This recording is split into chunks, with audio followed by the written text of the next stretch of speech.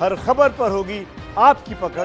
Download कीजिए ABP live app. और अब तक की सबसे बड़ी खबर जो आज की, कंगना रनौत को Y+ सुरक्षा जो मिली है, उस पर कंगना ने गृह मंत्री अमित शाह को धन्यवाद अदा किया है। और उन्होंने ट्वीट कर यह धन्यवाद अदा किया और कहा है कि एक भारत की बेटी का उन्होंने सम्मान रखा। उन्होंने कहा कि यह प्रमाण है कि अब किसी देशभक्त की आवाज को कोई फांसीवादी नहीं कुचल सकेगा। मैं अमित शाह जी की आभारी हूं। वो चाहते तो हालातों के चलते मुझे कुछ दिन बाद मुंबई जाने की सलाह देते, मगर उन्होंने भारत की एक बेटी के वचनों का मान रखा, हमारे स्वाभिमान और आत्मसम्मान की लाज रखी।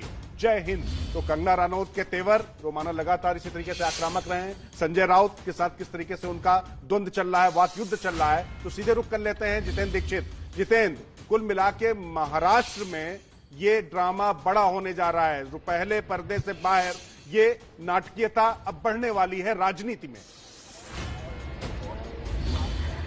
देखिए, महाराष्ट्र में ये ड्रामा बड़ा हो सकता है बशर्ते शिवसेना अब इस मामले में कितना इंटरेस्ट दिखाती है। दरअसल जब अब से 2 दिनों पहले की मैं बात करूं तो शिवसेना जो है कंगना रनौत के मुद्दे को लेकर काफी आक्रामक हो गई थी।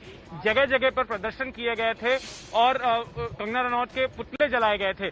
लेकिन अब जो जानकारी आ रही है कि शिवसेना में आपस में ही अब 2 राय बन रही है कि कंगना रनौत को ज्यादा तरजीह देनी चाहिए या नहीं देनी चाहिए, या फिर कंगना रनौत जो भी ट्वीट्स कर रही हैं, जो भी बयानबाजी कर रही हैं, उसको इग्नोर करना चाहिए। क्योंकि जो सूत्र बता रहे हैं, उद्धव ठाकरे इस मामले में ज्यादा आक्रामक होने के पक्ष में नहीं है। हालांकि कुछ लोगों का यह भी कहना है कि शिवसेना मुंबई जैसी पार्टी, मुंबई जैसे शहर में शिवसेना जैसी पार्टी के खिलाफ कोई बोलता है तो शिवसेना को पलटवार करना ही चाहिए, शिवसेना को अपनी स्टाइल में उसका जवाब देना चाहिए।